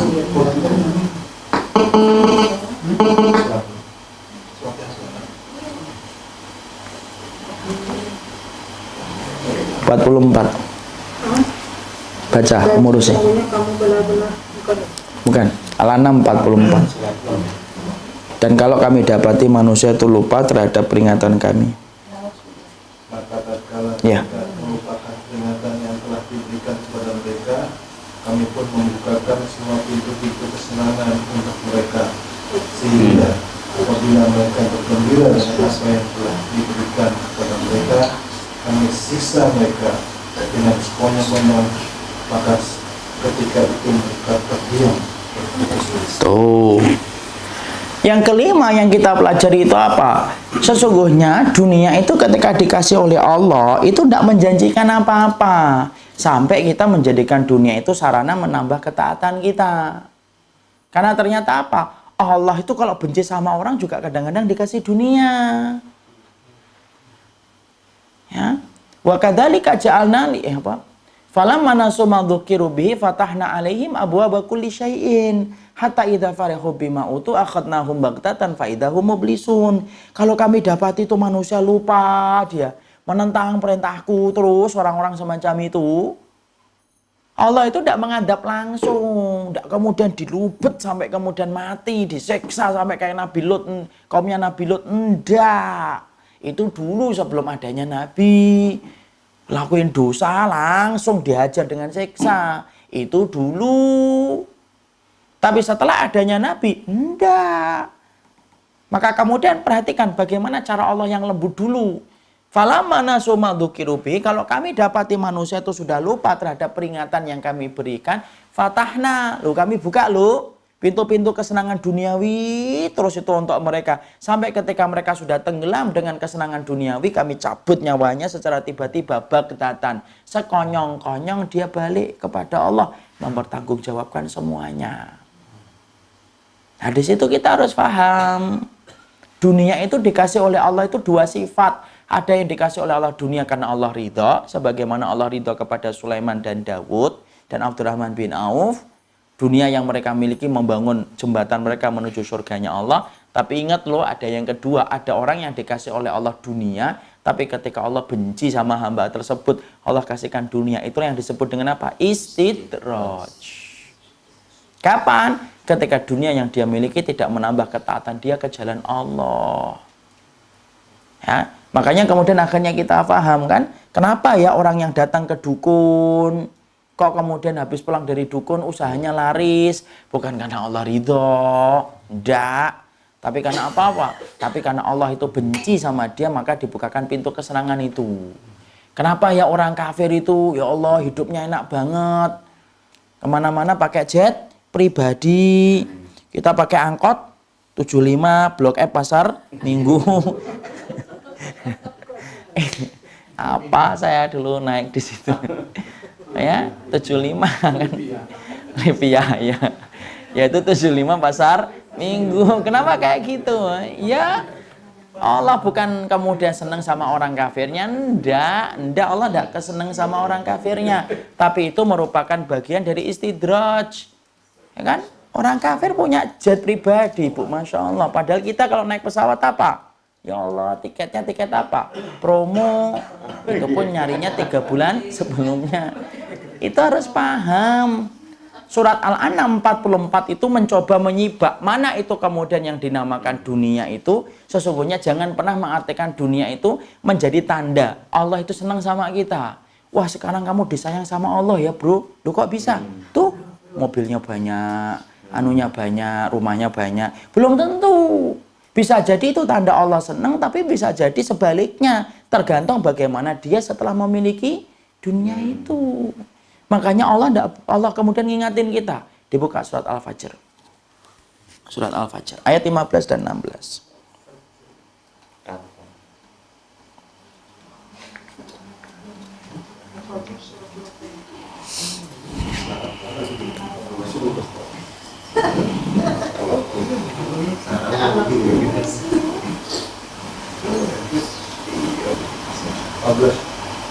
15 dan 16. Sudah? Surat 89. 15 ya? Ya, 15 dan 16. Adapun manusia apabila Tuhannya mengujinya, lalu dia dimuliakannya dan diberinya kesenangan, Ya. maka dia akan berkata, Tuhanku telah memuliakan. Tuh. Teruskan 16. Adapun bila Tuhannya mengujinya, lalu membatasi rezekinya, maka dia berkata, Tuhanku menghinakan. Tuh. Teruskan yang 17. Sekali-kali tidak. Sekali-kali tidak. Manusia, ya sudah. Tidak memuliakan. Ya.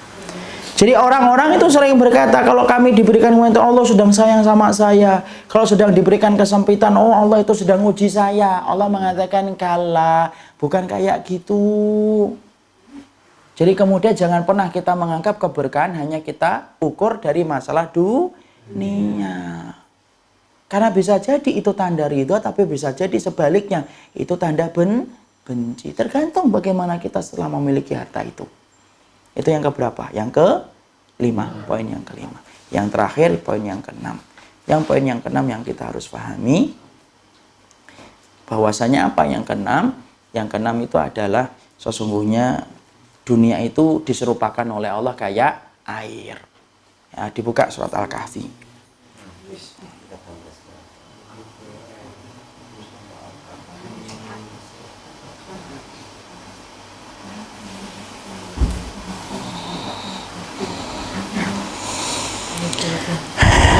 Sudah? Surat Al-Kahfi ayat yang ke-45. Surat ke-18.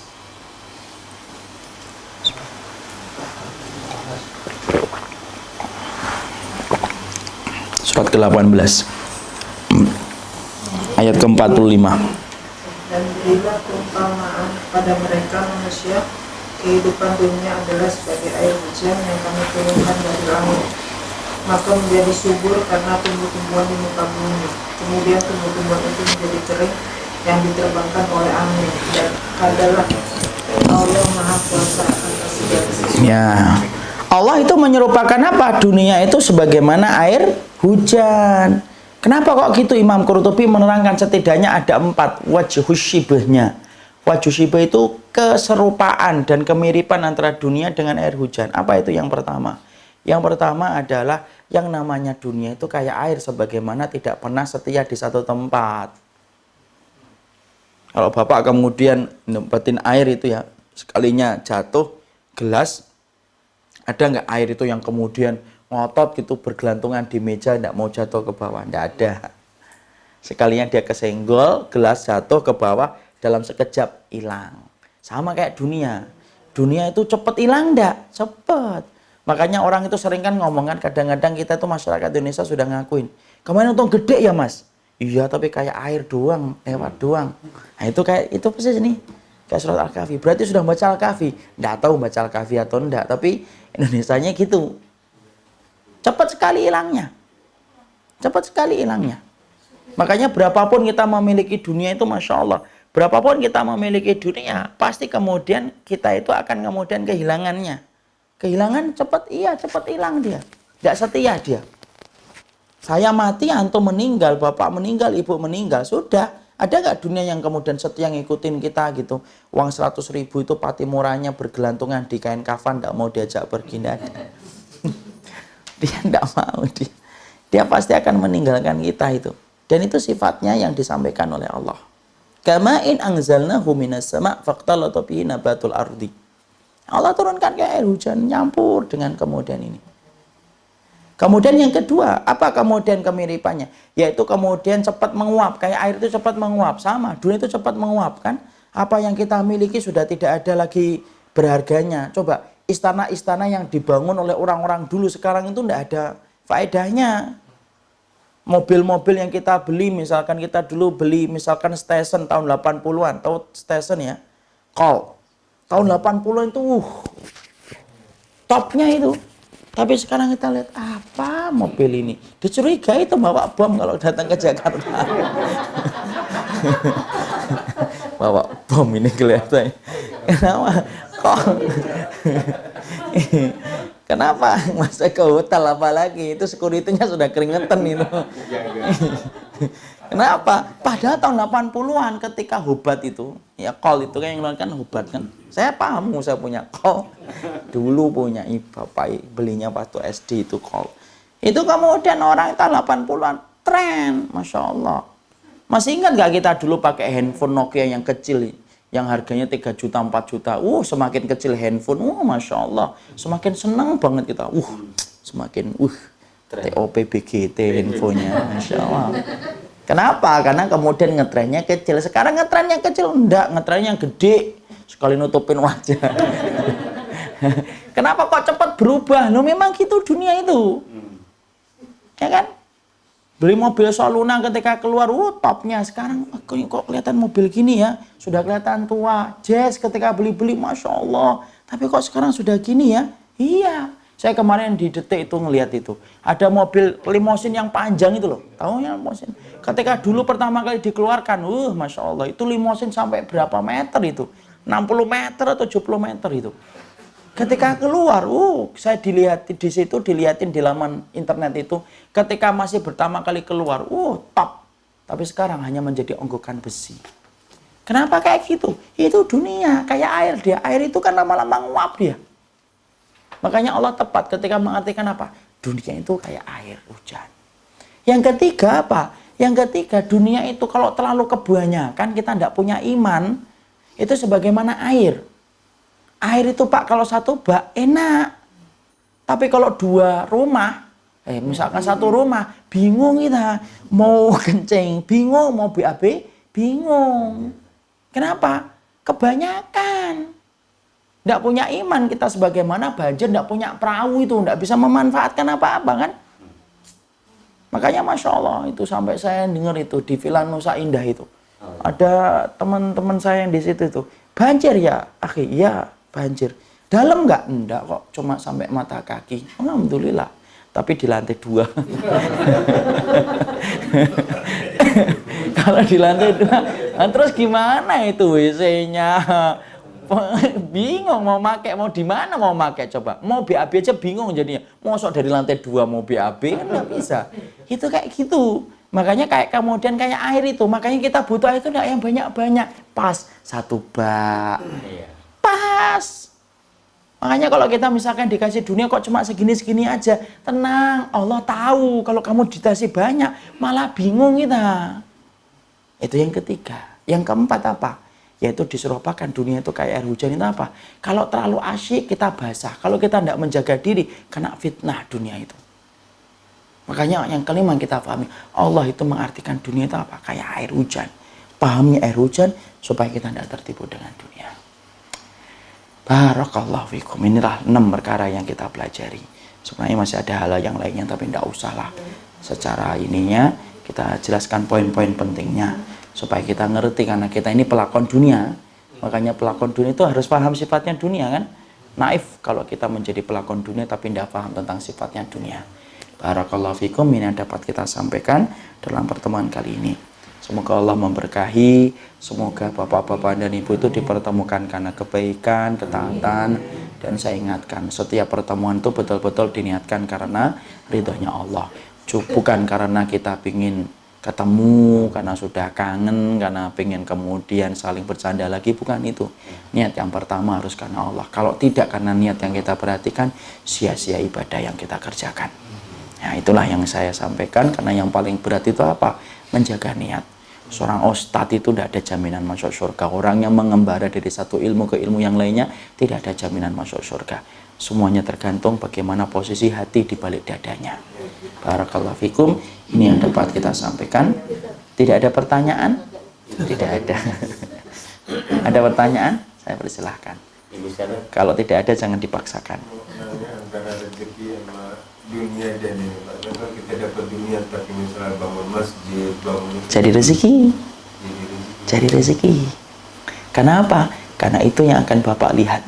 Jadi misalkan gini Pak, Bapak punya uang 1 juta, pengen ketemu 1 juta itu lagi, gampang. Infakkan di jalan Allah, ikhlaskan, tutupi amalnya. Ketemu lagi 1 juta dalam bentuk yang luar biasa lebih indah. Barokah. Makanya Allah sampai mengatakan apa? Ma indakum yanfat wa ma indallahi bakin. Yang kamu jaga pasti hilang. Tapi yang kamu titipkan sama Allah pasti akan dijaga. Coba kalau kita jaga harta, Pak. Kalau tidak kita pakai, kemudian kita simpen-simpen, kadang-kadang hilang. Simpen-simpen, ketika kita mati, diwariskan sama orang. Padahal kita yang dihisap. Harta itu yang paling miris itu kayak gitu, Ibu dan Bapak. Kita jagain harta, tapi ketika mati, yang menikmati keturunan kita. Tapi yang dihisap, saya, Ibu, Bapak. Makanya kalau kita titipkan sama Allah, kita nggak dihisap. Allah yang menghitungnya. Dan Allah yang akan menghitung balik dan mengembalikannya. Makanya Allah sampai katakan apa? Ma indakum yanfat wa ma indallahi bakin. Apa yang kamu simpan pasti hilang. Tapi apa yang kamu titipkan, itu yang akan dijaga oleh Allah. Jadi dunia itu bisa dapat rezeki, iya. Misalkan kemudian makanya Rasulullah itu pernah makan kambing dalam hadis riwayat Muslim. Kemudian Nabi mengatakan, semuanya satu kambing itu disisakan oleh Ibunda Aisyah cuma pahanya tok. Karena kesukaan Nabi itu makan paha. Semuanya sudah diinfakkan langsung. Kemudian Nabi tanya sama Ibunda Aisyah, apa yang tersisa wahai Ibunda Aisyah? Wahai Aisyah. Kemudian Aisyah berkata, yang tersisa ilyah, paha ini ya Rasul. Bukan. Justru ini tidak tersisa. Yang tersisa itu yang kita berikan itu. Yang nanti kita akan lihat kembali. Karena yang kita sedekahkan itulah yang menjadi miliknya kita. Masya Allah. Jadi makanya doanya Allah kan indah kan. Titipkan sama Allah yang tidak pernah menyanyiakan titipan. Ya itu. Makanya kemudian saya pernah kejadian waktu, ingat nggak ketika ada banjir dulu, ada tukang bubur. Tukang bubur itu dengan sangat ikhlasnya dia, padahal dia bisa meremo. Kalau meremo itu apa ya kalau Indonesianya? Saatnya untuk kemudian dapat untung gede, tapi justru malah dia gratiskan ketika pas banjir itu. Ketika ditanya, kenapa kok digratiskan, Pak? Iya, saya ingin dapat rezeki supaya ketemu lagi dengan apa yang sedekahkan. Kan lagi butuh, orang kan lagi butuh makan bubur, malah kemudian satu mangkoknya bisa 20-30. Alah, nyari itu kapan-kapan masih bisa. Tapi nyari orang yang lagi butuh sama bubur saya, tidak setiap hari orang itu butuh banget dengan bubur saya. Itu rezeki, Pak. Itu rezeki. Paham, Bapak? Ya. Ustaz, tadi pemahaman mengenai dunia dan rezeki ya. Mungkin sebagian besar kami ini lebih banyak mengejar ilmunya pun ilmu dunia dan digunakan untuk kepentingan dunia juga gitu ya. Nah, kalau bisa bicara ilmu dunia dan apakah itu bagian daripada rezeki kepahaman tadi? Kalau kita niatkan itu akhirnya untuk Allah dan niatnya adalah saya mempelajari ilmu ini, saya bekerja di sini, bagian dari ibadah. Ketika saya mendapati Islam memanggil saya siap untuk memberikan apa yang bisa saya berikan untuk Islam. Maka itu akan menjadi ibadah buat Bapak. Makanya kemudian apa? Merubah visi itu penting. Karena merubah visi membentuk pahala dan dosa itu jadi berbeda. Bapak kerja tapi visinya apa? Nanti kalau dapat rezeki, saya kemudian memberikan rezeki yang halal untuk anak saya. Kemudian saya akan memberikan bantuan kepada proyek-proyek Islam yang bisa saya bagi.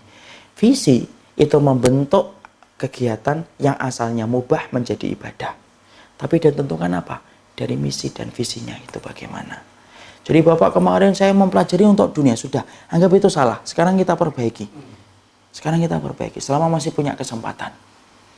Dan kita merubah itu supaya apa? Merubah yang asalnya biasa menjadi ibadah. Dengan kita menjadikan visi kita, semuanya niatannya untuk akhirat. Makanya saya itu harus pahamkan. Saya itu nanti kapan-kapan lah kita bahas. Memahami kerja itu ibadah. Tapi kadang-kadang orang itu tidak paham artinya apa gitu loh. Kerja tapi ibadah. Tapi sampai dia kemudian melupakan kewajiban. Berarti tidak paham dengan kata-kata yang dia sampaikan. Kerja itu ibadah itu kayak apa. Kapan-kapan lah kita bahas misi itu. Tentang tema itu, kerja itu ibadah. Paham Bapak? Iya. Saya kira cukup apa yang kita kaji dalam pertemuan kali ini. Semoga Allah memberkahi apa yang kita selenggarakan. Subhanakallahumma wa bihamdika Asyhadu an la ilaha illa anta astaghfiruka wa atubu ilaik. Assalamualaikum warahmatullahi wabarakatuh.